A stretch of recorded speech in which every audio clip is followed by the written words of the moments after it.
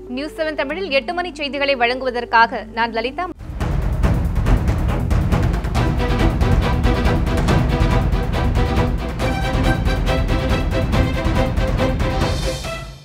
இலங்கை இனப்படுகொலையில் உயிர் நீத்த தமிழர்களுக்கு தடையை மீறி மெரினா கடற்கரையில் நினைவேந்தல் கூட்டம் நடத்த முயன்ற 300க்கும் மேற்பட்டோரை காவல்துறையினர் கைது செய்துள்ளனர். இலங்கை இனப்படுகொலையில் உயிர் நீத்த தமிழர்களுக்கு அஞ்சலி செலுத்தும் வகையில் சென்னை மெரினா கடற்கரையில் கடந்த 7 ஆண்டுகளாக மே 17 இயக்கம் சார்பில் நினைவேந்தல் கூட்டம் நடத்தப்பட்டு வருகிறது. இந்நிலையில் கடந்த ஜனவரி மாதம் மெரினாவில் இளைஞர்கள் ஜல்லிக்கட்டு போராட்டம் நடத்தியதைத் தொடர்ந்து அப்பகுதியில் போராட்டம் நடத்த தடை விதிக்கப்பட்டிருந்தது. எனினும் இந்த ஆண்டும் திட்டமிட்டபடி நினைவேந்தல் நிகழ்ச்சி நடத்தப் போவதாக மே 17 இயக்கத்தினர் அறிவித்திருந்தனர். துப்பாக்கிச் சூடு நடத்தினாலும் தடையை மீறி நினைவேந்தல் நிகழ்வு நடைபெறும் என அறிவிக்கப்பட்டதால் மெரினா கடற்கரையில் 1000க்கும் மேற்பட்ட போலீசார் குவிக்கப்பட்டதுடன் உள்வட்ட சாலையில் வாகன போக்குவரத்து நிறுத்தப்பட்டது. கருப்பு சட்டை அணிந்து வந்தவர்களை காவல்துறையினர் சந்தேகத்தின் பேரில் விசாரணை மேற்கொண்ட போது இரு தரப்பினருக்கும் இடையே வாக்குவாதம் ஏற்பட்டது.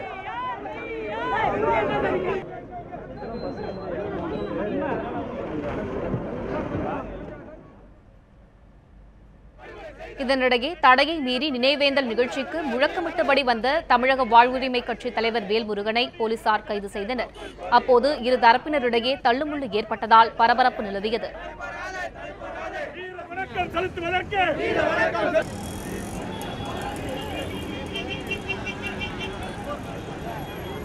தமிழ்நாடு அரசு என்று சொல்லக்கூடிய தமிழ்நாடு அரசு எமது உறவுகளுக்கு ஒரு அகவணக்கம் செலுத்துவதற்கும் ஒரு வீண வணக்கம் செலுத்துவதற்கும் தடை விதிப்பது அவமானம் பேரவமானம். இதற்கு காரணமாக இருந்த மத்திய அரசையும் தமிழகத்தினுடைய தலைமை பொறுப்பில் இருக்கிற மாண்புமிகு தமிழக முதலமைச்சரையும் வன்மையாக நாங்கள் கண்டிக்கிறோம். இதனைத் தொடர்ந்து திருவள்ளுவர் சிலை அருகே திருமுருகன் காந்தியும் தமிழ் உணர்வாளர்களும் மெழுகுவர்த்தி ஏந்தியபடி அஞ்சலி செலுத்தினர். அவர்களையும் போலீசார் கைது செய்தனர்.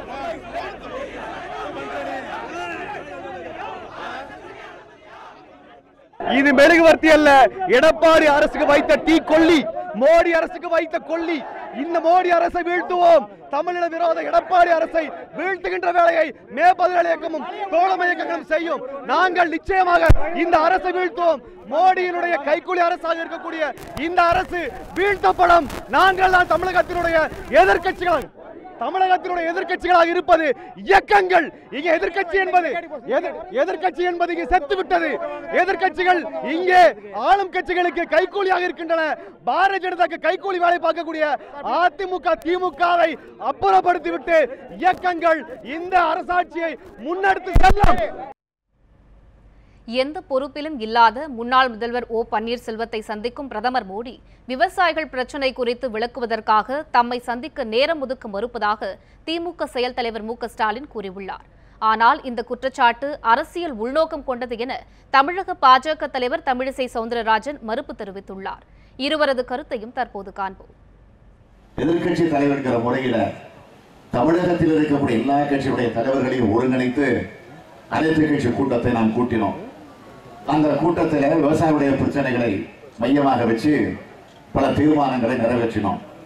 நிறைவேற்றிய தீர்மானத்தை பிரதமரிடத்தில் நேரடியாக சென்று தர வேண்டும் என்று ஒரு தீர்மானத்தை நிறைவேற்றியிருக்கிறோம்.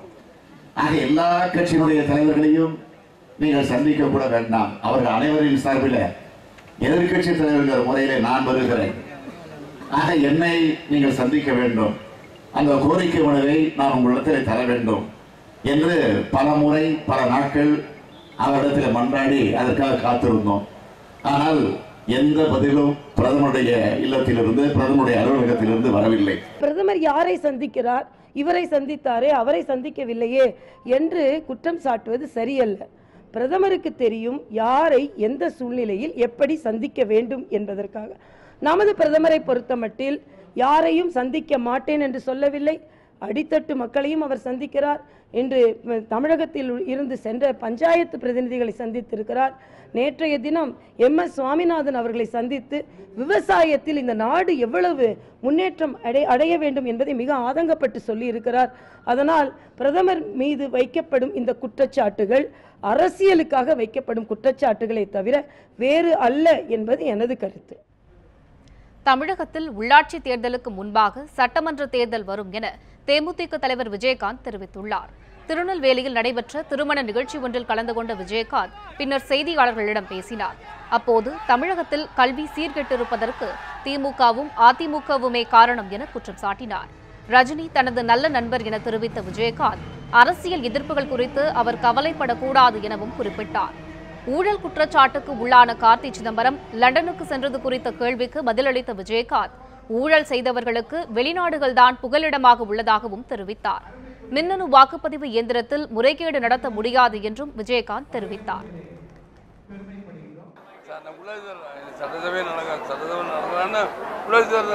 சட்டசபை தேர்தல் வரும், உள்ளாட்சி நடக்காது, சட்டசபை தேர்தல் வரும், உள்ளாட்சி வராது என்பது என்ன அழுத்தம் திட்டமான. இதனிடையே அதிமுகவின் இரு அணிகள் இணைவது குறித்த கேள்வி எழுப்பிய போது விஜயகாந்த் சற்று ஆவேசமாக பதில் தெரிவித்தார். இந்த கல்வியை கெடுத்தது யாரா திமுகவும் அதிமுகவும் தான் என்பதை தெளிவாக தெரிகிறது என்பது கேட்டீங்கன்னா என்ன பதில் சார்? தயவுசெய்து ஓபிஎஸ் ஜிபிஎஸ் எல்லாம் நாட்டுக்கு ஏதாவது நல்லா நல்லா பேசுங்க. ஏன்னா அவர் சொல்லுவாருங்க, அவருக்கு என்னங்க வேலை? நாட்டுக்கு நல்லது நடக்குதுன்னு தான் பார்க்கணும். இல்லை நல்லது நடந்தா வரட்டும்.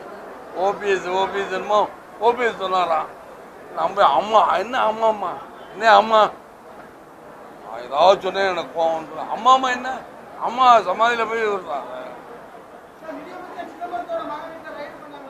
அதெல்லாம் கவர்மெண்ட் உட்கட்சி வரும். ஹிந்தி எதிர்ப்பு பற்றி பேசும் திராவிட கட்சிகளின் தலைவர்களின் குழந்தைகள் ஹிந்தி படிப்பது ஏன் என்று பாஜக தேசிய செயலாளர் H. ராஜா கேள்வி எழுப்பியுள்ளார். மதுரை கோமதிபுரத்தில் செய்தியாளர்களுக்கு பேட்டியளித்த அவர் திமுக செயல் தலைவர் ஸ்டாலின் மற்றும் கனிமொழி உள்ளிட்டோரின் வீடுகளுக்கு முன்பு போராட்டம் நடத்துவேன் என எச்சரிக்கை விடுத்தார். முன்னாள் மத்திய அமைச்சர் ப. சிதம்பரத்தின் சொத்துக்கள் 21 நாடுகளில் பதுக்கப்பட்டுள்ளதாக குறிப்பிட்டார். காங்கிரஸ் ஊழலின் ஊற்றுக்கண்ணாக சிதம்பரம் குடும்பம் உள்ளதாகவும் கருப்பு பணத்தை மீட்கவே சிதம்பரம் உள்ளிட்டோரின் வீடுகளில் சோதனை நடைபெற்றதாகவும் தெரிவித்தார். இந்தியாவில் மோசடி செய்பவர்கள் எல்லாம் லண்டனில் தஞ்சம் அடைவதாகவும் H. ராஜா தெரிவித்துள்ளார். சிதம்பரத்தினுடைய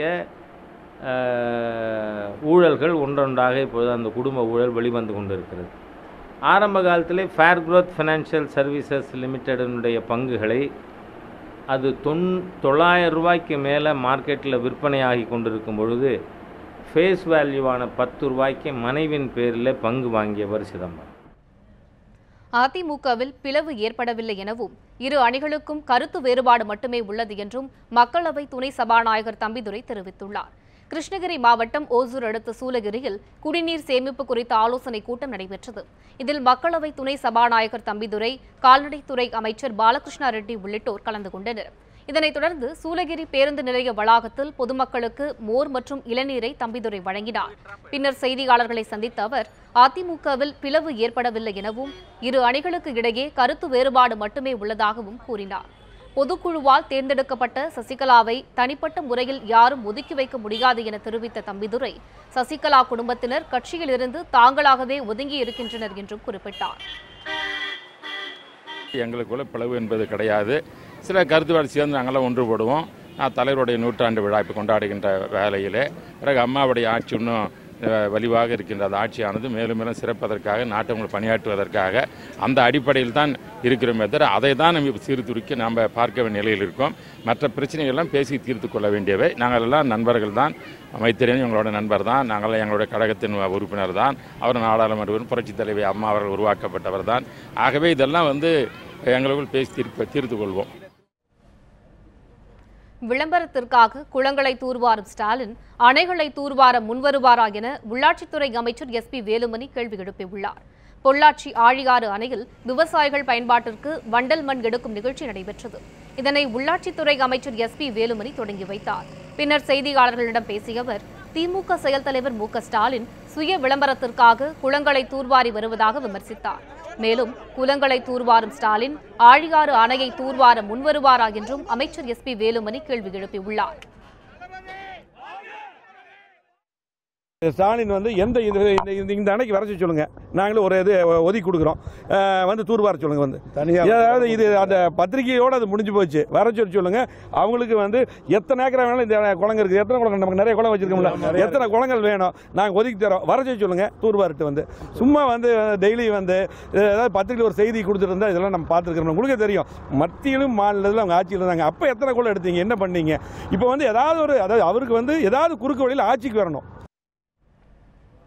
ஜிஎஸ்டி வரி விதிப்புக்கு எதிர்ப்பு தெரிவித்து வரும் 30ஆம் தேதி ஒருநாள் கடையடைப்பில் ஈடுபட உள்ளதாக தமிழக ஹோட்டல்கள் சங்கம் அறிவித்துள்ளது. தமிழக ஹோட்டல்கள் சங்கத்தின் செய்தியாளர் சந்திப்பு சென்னையில் நடைபெற்றது. அப்போது பேசிய தமிழக ஹோட்டல்கள் சங்கத்தின் தலைவர் வெங்கட சுப்பு, மத்திய அரசு கொண்டு வந்துள்ள ஜிஎஸ்டி சட்டத்தின்படி உணவுப் பொருட்களின் விலை கணிசமாக உயர்ந்துள்ளதாக தெரிவித்தார். வரி பல மடங்கு உயர்த்தப்படுவதன் காரணமாக அடித்தட்டு மக்கள் பாதிக்கப்படுவர் என்றும் அவர் குற்றம் சாட்டினார். இந்த வரி விதிப்பை மத்திய அரசு மறுபரிசீலனை செய்ய வேண்டும் எனவும் கோரிக்கை விடுத்த வெங்கட சுப்பு, இதற்கு எதிர்ப்பு தெரிவித்து வரும் 30ஆம் தேதி கடையடைப்பு போராட்டம் நடத்தப்போவதாக அறிவித்தார்.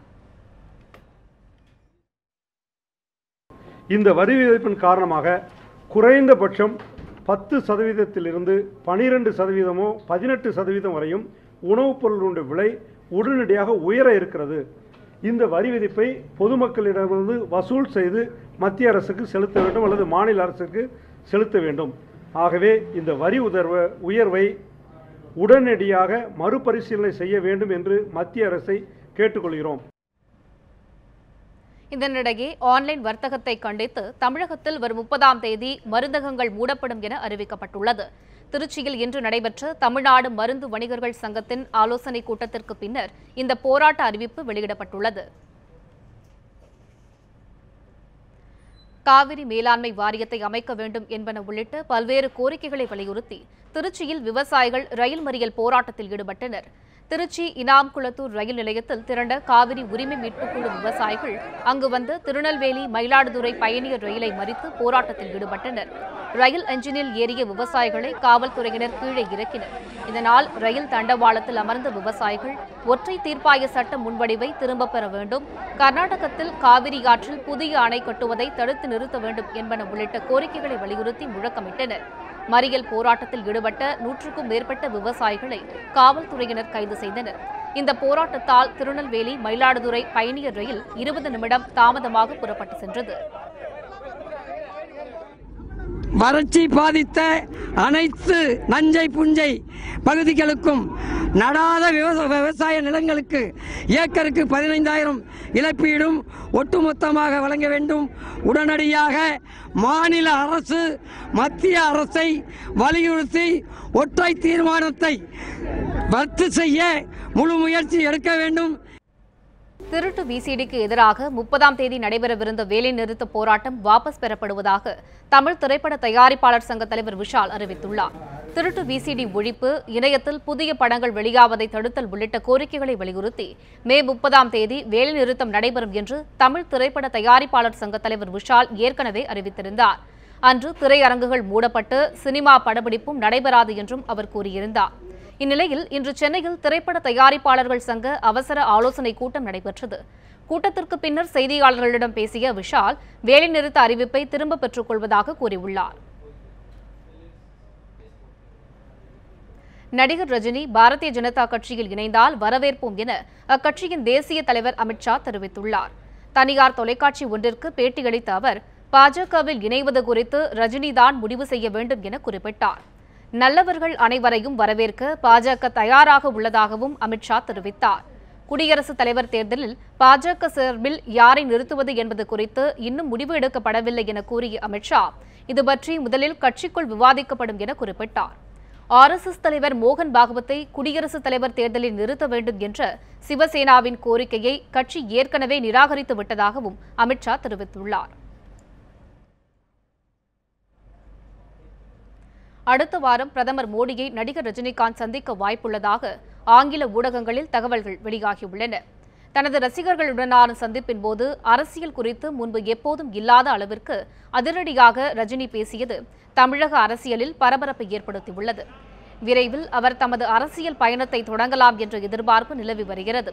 ரஜினி பாஜகவுடன் கரம் கோர்க்க வாய்ப்பு உள்ளதாகவும் கூறப்படும் நிலையில் அடுத்த வாரம் பிரதமர் மோடியை ரஜினி சந்திக்க உள்ளதாக சில ஆங்கில ஊடகங்கள் செய்தி வெளியிட்டுள்ளன. ரஜினிக்கு நெருக்கமான சிலர் இந்த தகவலை கூறியதாகவும் அந்த ஊடகங்கள் குறிப்பிட்டுள்ளன. ஹைட்ரோ கார்பன் திட்டத்திற்கு எதிர்ப்பு தெரிவித்து நெடுவாசலில் 40வது நாளாக பொதுமக்கள் போராட்டத்தில் ஈடுபட்டுள்ளனர். புதுக்கோட்டை மாவட்டம் நெடுவாசலில் ஹைட்ரோ கார்பன் திட்டத்தை கண்டித்து 22 நாட்களாக பொதுமக்கள் போராட்டம் நடத்தினர். இத்திட்டம் தமிழகத்தில் செயல்படுத்தப்படாது என மத்திய மாநில அமைச்சர்கள் உறுதியளித்ததால் மக்கள் தங்கள் போராட்டத்தை தற்காலிகமாக வாபஸ் பெற்றனர். இதற்கிடையே நெடுவாசலில் ஹைட்ரோ கார்பன் திட்டத்தை செயல்படுத்த ஜெம் நிறுவனத்துடன் மத்திய அரசு ஒப்பந்தம் செய்தது. இதை கண்டித்து 2ஆம் கட்டமாக நடந்து வரும் போராட்டம் இன்று 40வது நாளை எட்டியுள்ளது. ஹைட்ரோ கார்பன் திட்டத்தை ரத்து செய்ய கோரி மோடி முக உருவத்தை அணிந்த நபரிடம் மனு கொடுப்பது போன்று பொதுமக்கள் நூதன போராட்டம் நடத்தினர். சிவகங்கை அருகே 2 கார்கள் நேருக்கு நேர் மோதிக்கொண்ட விபத்தில் 5 பேர் சம்பவ இடத்திலேயே உயிரிழந்தனர். சிவகங்கை மாவட்டம் காரைக்குடி அருகே மானகிரியில் உள்ள திருச்சி ராமேஸ்வரம் தேசிய நெடுஞ்சாலையில் இந்த விபத்து நடந்துள்ளது. இதில் 2 பெண்கள், 2 ஆண்கள் மற்றும் ஒரு கைக்குழந்தை உயிரிழந்தது. விபத்தில் படுகாயமடைந்த 8க்கும் மேற்பட்டவர்களுக்கு மருத்துவமனையில் சிகிச்சை அளிக்கப்பட்டு வருகிறது. விபத்து தொடர்பாக குன்றக்குடி போலீசார் வழக்கு பதிவு செய்து விசாரணை நடத்தி வருகின்றனர். கோவில்பட்டி அருகே அரசு பேருந்தின் சக்கரங்கள் தனியே கழன்று ஓடியதால் பயணிகள் அதிர்ச்சியடைந்தனர். தூத்துக்குடி மாவட்டம் கோவில்பட்டியில் இருந்து விருதுநகர் மாவட்டம் இருக்கன்குடி நோக்கி 70 பயணிகளுடன் அரசு பேருந்து ஒன்று சென்று கொண்டிருந்தது. அந்த பேருந்து சாத்தூர் போக்குவரத்து நகர் பகுதியில் சென்றபோது திடீரென முன்பக்க டயர் வெடித்தது. இதனால் கட்டுப்பாட்டை இழந்த பேருந்து தேசிய நெடுஞ்சாலை ஓரத்தில் இருந்த தடுப்புச் சுவர் மீது வேகமாக மோதியது. அப்போது பேருந்தின் அனைத்து சக்கரங்களும் கழன்று தனியே ஓடின. இதனைக் கண்டு பயணிகள் அதிர்ச்சியடைந்தனர். இந்த விபத்தில் பேருந்தில் பயணம் செய்த 10 பேர் காயமடைந்தனர். அவர்களை போலீசார் மீட்டு சாத்தூர் அரசு மருத்துவமனையில் அனுமதித்தனர். மேலும் இந்த விபத்து குறித்து சாத்தூர் போலீசார் விசாரணை நடத்தி வருகின்றனர். உதகையில் கடந்த 3 நாட்களாக நடைபெற்று வந்த 121வது மலர் கண்காட்சி நிறைவடைந்தது. உதகை அரசு தாவரவியல் பூங்காவில் பிரசித்தி பெற்ற 121வது மலர் கண்காட்சி கடந்த 19ஆம் தேதி தொடங்கியது. 3 நாட்கள் நடைபெற்ற இந்த நிகழ்ச்சியில் 1,00,000 கார்னிசன் மலர்களை கொண்டு 35 அடி நீளம், 26 அடி உயரம் கொண்ட மகாபலிபுரம் கடற்கரை கோவில் கட்டிடம், 6000 கார்னிசன் மலர்களால் ஹார்ன்பில் பறவை வடிவம் போன்றவைகள் உருவாக்கப்பட்டன. இதனை கடந்த 3 நாட்களில் 1,30,000க்கும் மேற்பட்ட சுற்றுலா பயணிகள் கண்டுகளித்தனர். இதன் நிறைவு விழா இன்று மாலை தாவரவியல் பூங்காவில் நடைபெற்றது. இதில் தமிழக ஆளுநர் வித்யாசாகர் ராவ் மற்றும் வேளாண் துறை அமைச்சர் துரைக்கண்ணு ஆகியோர் கலந்து கொண்டனர். அப்போது மலர் கண்காட்சியில் சிறந்த மலர் அரங்குகள் அமைத்தவர்கள், வீடுகள் மற்றும் பொது இடங்களில் பூங்கா அமைத்தவர்களுக்கு பரிசு கோப்பைகளை வழங்கினர். இதனிடையே உதகை மலர் கண்காட்சியை காண இன்று ஒரே நாளில் 50,000க்கும் மேற்பட்ட சுற்றுலா பயணிகள் உதகைக்கு வந்ததால் கடும் போக்குவரத்து நெரிசல் ஏற்பட்டது. குறிப்பாக கூடலூர், குன்னூர், கோத்தகிரி சாலைகளில் 2 மணி நேரத்திற்கும் மேலாக போக்குவரத்து முடங்கியது. இதனால் சுற்றுலா பயணிகள் பெரும் பாதிப்பு அடைந்தனர். உத்தரப்பிரதேச மாநிலம் சஹரன்பூர் அருகே தலித் மக்கள் வீடுகள் கொளுத்தப்பட்டதை கண்டித்து டெல்லியில் ஆயிரக்கணக்கானோர் போராட்டத்தில் ஈடுபட்டனர். சஹரன்பூர் பகுதியில் கடந்த மாதம் 2 பிரிவினரிடையே நடைபெற்ற தாக்குதலில் ஒரு பிரிவினர் தலித் மக்கள் வீடுகளுக்கு தீ வைத்தனர். இந்த சம்பவத்தில் ஒருவர் உயிரிழந்தார். மேலும் 60க்கும் மேற்பட்ட வீடுகள் எரிந்து சாம்பலானது. இதனை கண்டித்து 180க்கும் மேற்பட்ட தலித் மக்கள் புத்த மதத்தை தழுவினர். மேலும் தாக்குதலை கண்டித்து பீம் ஆர்மி அமைப்பைச் சேர்ந்த பல்லாயிரக்கணக்கானோர் டெல்லி ஜந்தர் மந்தர் பகுதியில் போராட்டத்தில் ஈடுபட்டனர். இதற்கு ஆதரவு தெரிவித்து JNU பல்கலை மாணவர்களும் கலந்து கொண்டனர். ஜாதி இது அந்த வேறுபாடு இந்த தேசத்தில் எதுக்கு தான் வரணும்? இப்போ அக்லாக்குன்னு சொன்னால் அக்லாக்கினுடைய வீட்டில் மாட்டிறைச்சி இருக்கிறதுன்னு சொன்னால் அந்த வீட்டிலே ஏறிய அந்த அக்லாவை கொலை பண்ணுறது, அது என்ன காரணம் இருக்கிறது? அப்போ இந்த தேசத்தை ஒரு ஹிந்து தேசமாக்கி மாற்றுறதுக்கான அந்த ஆர்எஸ்எஸ்னுடைய அந்த அஜெண்டாவை எப்படியாச்சும் 2024க்குள்ளே அது அந்த அஜெண்டாவை பின்பற்றணும். அதுக்கான தான் இங்கே இருக்கிற இந்த முஸ்லீம்களுக்கு எதிராக தலித்துகளுக்கு எதிரான இந்த மாதிரி பெரும் கொடுமைகளை பண்ணி அவங்கள பயப்படுத்தி அவங்கள இங்கேருந்து துரத்தலாம் அல்லது அவங்கள மதமாற்றம் பண்ணலாம் அப்படின்னு நினச்சிட்டு இருக்கிறது. அதுக்கு எதிராக தான் இன்னைக்கு இந்த ஆர்ப்பாட்டம் நடக்கிறது. இத்துடன் 8 மணி செய்திகள் நிறைவு பெறுகின்றன. மேலும் பல செய்திகளுக்கு இணைந்திருங்கள் நியூஸ் 7 தமிழுடன்.